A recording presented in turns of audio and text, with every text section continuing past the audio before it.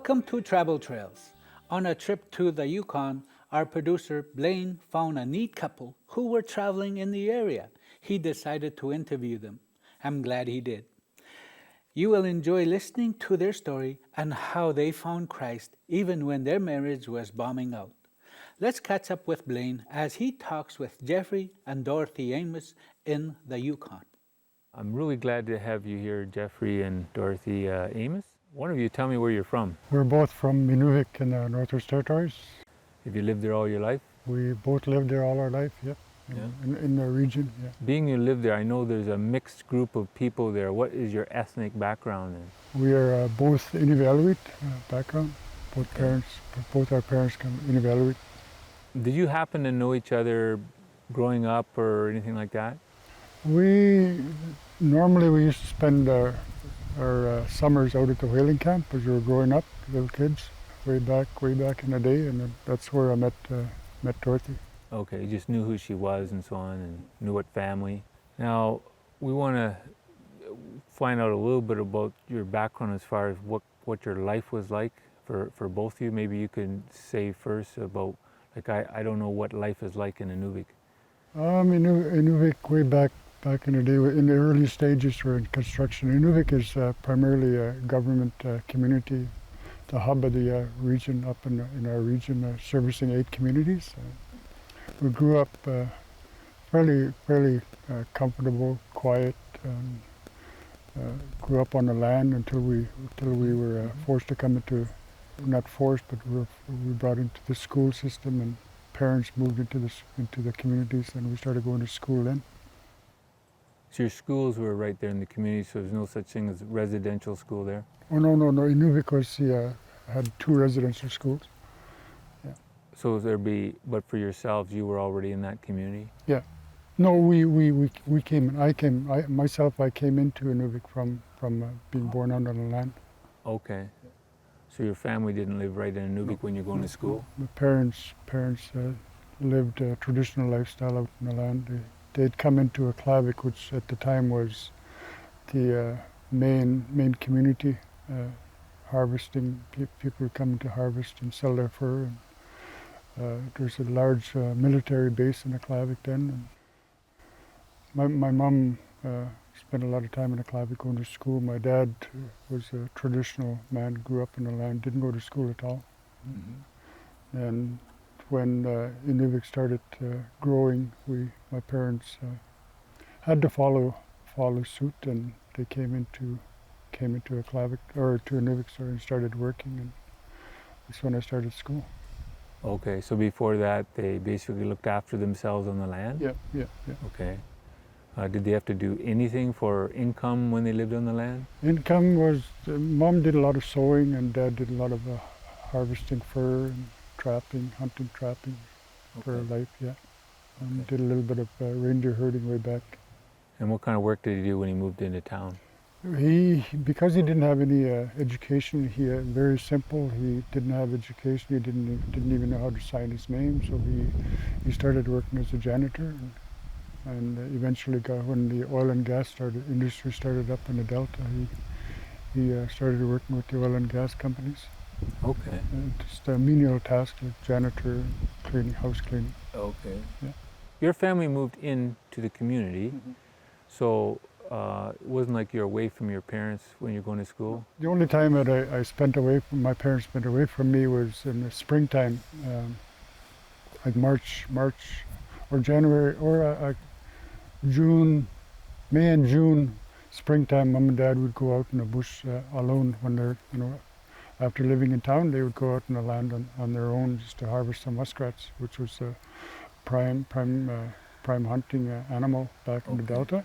Okay. They'd go out on their own and then that kept us in school. So I'd go into the residential school for 2 months of the year. Okay. So after you finished school, what did you do?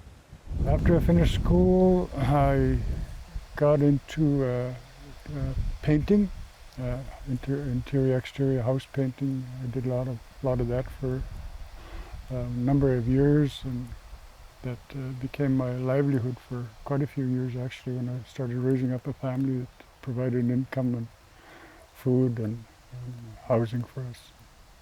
Dorothy, tell me what your upbringing was like. My parents were moved to Inuvik before it was at the actual start of the building Inuvik, and Was that before you were born, or? yeah, before I was born. That was in 58 that they moved there, and construction started. So my dad started working and helped build Inuvik. They had to clear brush and not cut down trees, and they lived in frame tents down by the river In the winter? in the winter and summer. Yeah, and from what I heard, after probably in '59 or something, everything was pretty much built. They started in '52, I think, or '53, and by '58 or '59, everything was pretty much up, like the residential schools and the army base housing and all. They had to construct it from ground up. Yeah. And my parents met in 1960, and they got married, and I was born in '62. So I'm second oldest and lived in Inuvik. Okay. Yeah. So you grew up right there and went to school there. Was going to school a good experience for you? Or? Well, my dad was the janitor as well after he couldn't do any more construction work, and he had to leave home to go to school for carpenter training, and he left us for, I think he said 3 months, and he didn't want to pursue his carpentry training, so he came back home, and the principal of the school called him up and said, "Would you like to work for me?" And he said he was off work for a half a day. Okay. From carpentry to janitor. He went and started, so we had to go to school because my dad was the janitor. And you know, that tells me you wouldn't want to go to the principal's office for something because your dad would know about it. Yeah, And then after school, what did you do? learned to do house chores, and I have six siblings, Okay. and there was 8 of us, or 7 of us, sorry, and stayed in a house. It was like they call it a 512, Okay. but it was just like one big house, and there was at least 15 of us staying in there in a 2-bedroom, Okay. and then we didn't have running water, or we had fuel stove. On the west end, that was how it was on the west end. Inuvik was split up in the west end and the east end. East end was all the modern housing. They had flush toilets, running waters. But us, On the west the side. Aboriginal people on the west side, they had no running water, no flush toilets. Okay. A lot of people still stayed in tent frames. I can't imagine that in the winter, but I mean, that was probably part of the way of life before moving into these communities too. So, so did your parents, Dorothy, have any religious direction or beliefs that you're aware of? Oh, my dad is a really strong Anglican, and his best friend was an Anglican minister, Okay. and they grew up like they've been together from teenage to married, and then with their kids, and so we always had to be attending church growing up. We started seeing going out, and I eventually moved in with him, and we got our own place, and I have a aunt and uncle that are just like sisters and brothers. They're just like my sister and brother, and she started going to church, and I always visit them. Like we have 7 kids together, and they're pretty much all like same age. Every time we had children. Every year, eh? Yeah, or every other year, and she started going to church, and I always with her, and I get curious. Then I'd go to church with her, and then I'd back away for a while, and then I'd go back and get curious. And they had a build-a-meter in a church at one point, and that's what got me curious. They had to, it was a build-a-meter. They needed to build a bigger church Oh, so because the congregation was getting bigger. And she never pushed it on me or anything. And she was always there for me, and no matter what I went through. In 1989, my husband and we split up before for a period of time, and then in 1989 we were done. It was like 4 kids later, and we were done, and we were gonna go our separate ways, and he wanted to go out and party and stuff, and I said, well, go do what you want. And then Sunday came, and it was Palm Sunday. And mind you, I was with my husband already 13 years. Yeah. I just put everything aside, and one of my friends from Tuck was visiting me, and she said, where are you going? I said, I have to go to church. And she said, how come? I said, well, my dad's going to call me later and ask me if I was in church. Guilt. So I'm just going to pack my 2 little ones and go to church. It doesn't matter which church which church I'm going to run into first. It was the church my auntie went to. Okay. And that's where I met Jesus, because we were in so much turmoil. And he was talking in that congregation. And then I said, Lord, if you're talking to me, you need to come to me, because I can't go to you right now. I'm in so much turmoil. And he just zapped me like, yeah, how a leaf tries to hang on to the tree when it's really blowing. Yeah. That's how I was trying to hang on after he zapped. Zap me. That's how I always tell people. And your turmoil was because of the problems between you and Jeffrey, right? Yeah, we were so done, done, and it continued on. And I was in school, taking adult ed, and it continued on. And I kept telling him, well, when I left the church that morning, we were walking out, and one of my church mothers, we call them, elderly ladies, she came up to you and she said, welcome home, sister. And I'm like, yeah, I am home. Thank you. And I would have walked out feeling the same way as I did walking in, until she told me, welcome home, sister. Because like I said, I came and went to church, and I kept telling him, let's go to the pastor. And he kept saying, why? Because we were trying to figure out how to mend our life back together. Yeah. So he said, okay, well, we'll go see the pastor. And we went to go see him. And he said, well, what seems to be the problem? Because he was there that morning when Jesus came to me. And I said, well, I don't see any problem. I said, since I accepted the Lord. And my husband looked at me and said, you did what? You were in shock? What did you think at that time when she said that? I guess my wife talked about going through turmoil after we met and started having kids. Of course, I got into my painting and construction. Money was big, and we made a lot of big money really fast. And along with that big money came a lot of friends and drinking time. And I got caught up in that scene and became really, really foolish. Made sure my wife and kids had a roof over their heads and food on the table. And other than that, after that, I went out and partied with my friends. Did a lot of sports. We traveled, drinking. And got caught up in that scene. And again, like I said, being selfish. And as long as the wife and the kids were okay, I did my drinking and with the friends and going through a lot of difficult times. Not really seeing it myself, but feeling some tension at home. I got caught up even more drinking. More, the drinking would cover up my pain and that sort of stuff. And then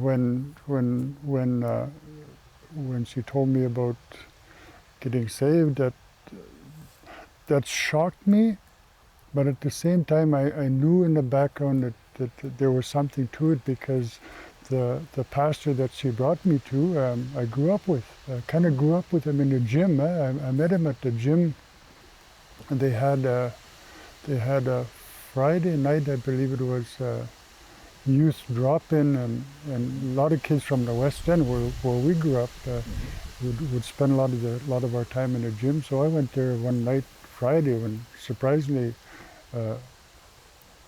one of my friends picked me up, and so we went over to check it out, and they were playing basketball, which I loved, and we started playing basketball, and then there was a break, and I was really aggressive playing basketball, and this young guy, not very much older than me, he came up close to me, and I roughed him up, and he happened to be the pastor.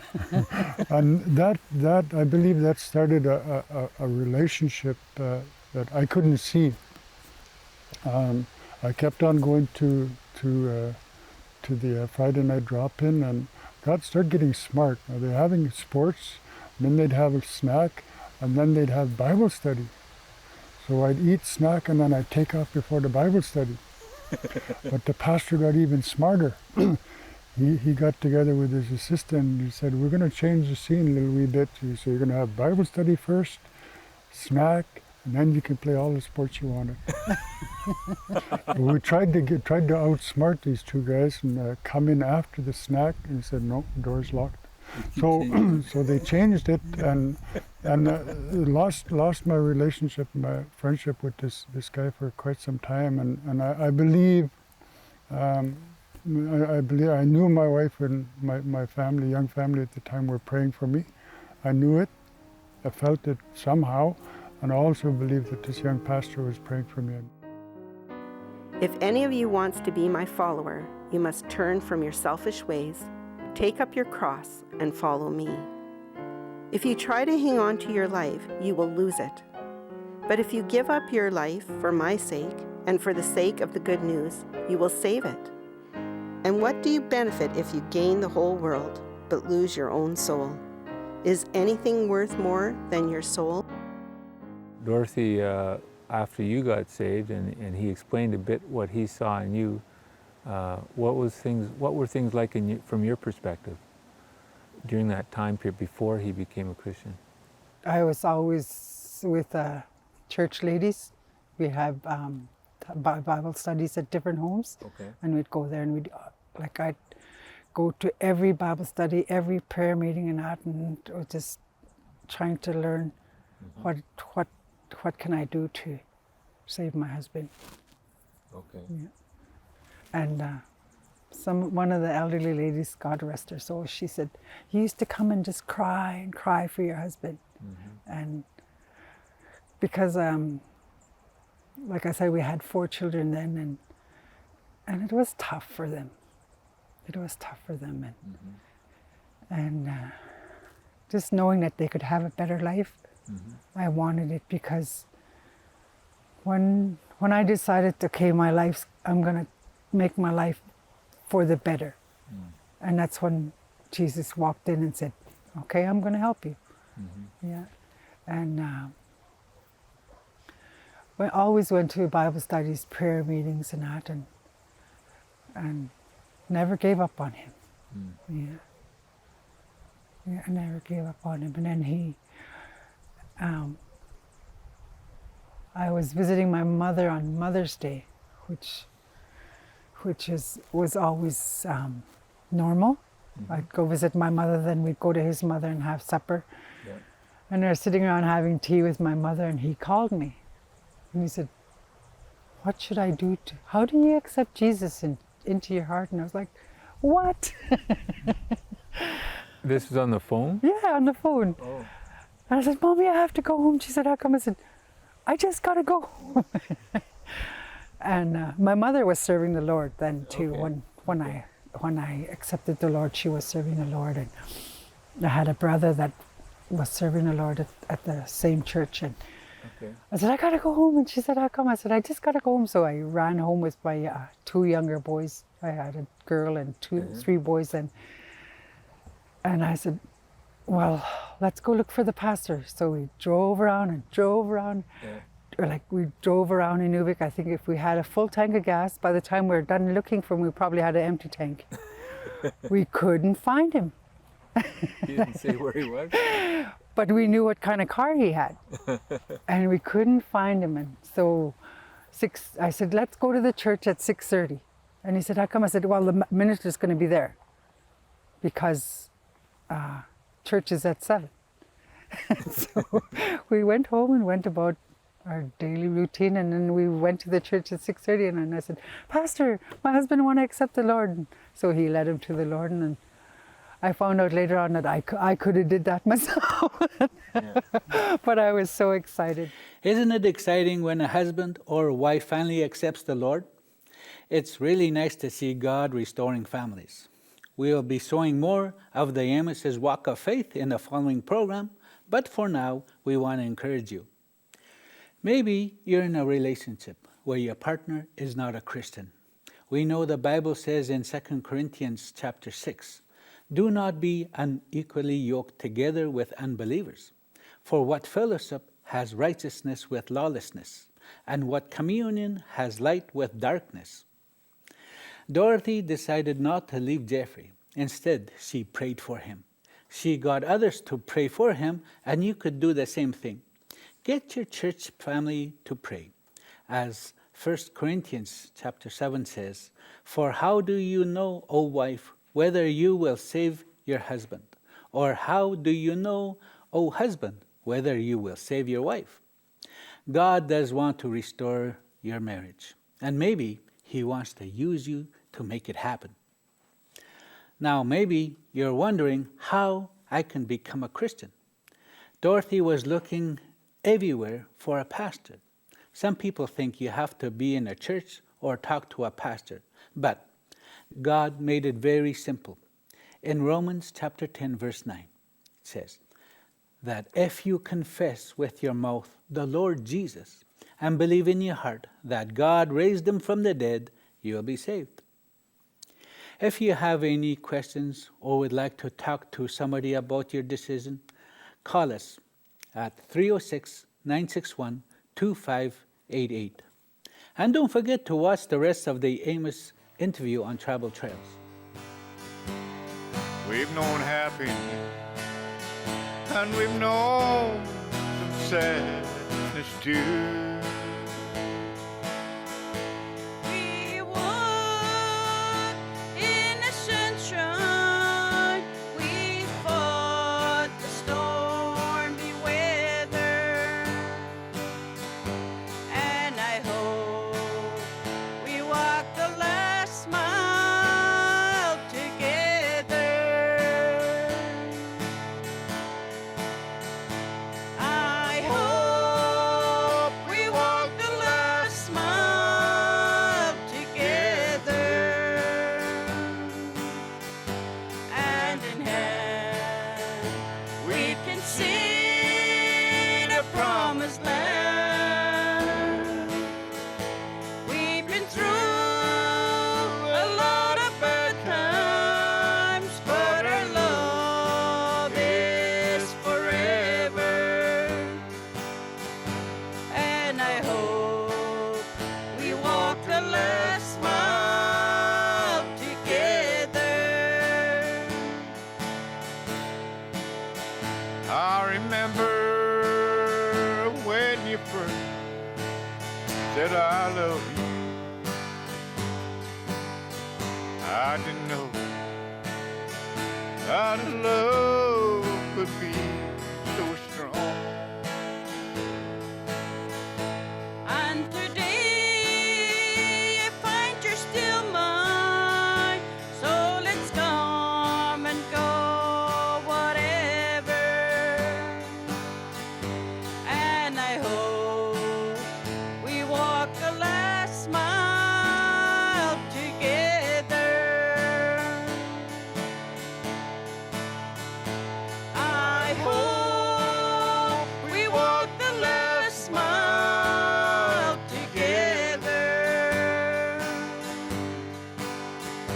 hand in hand we can see the promised land.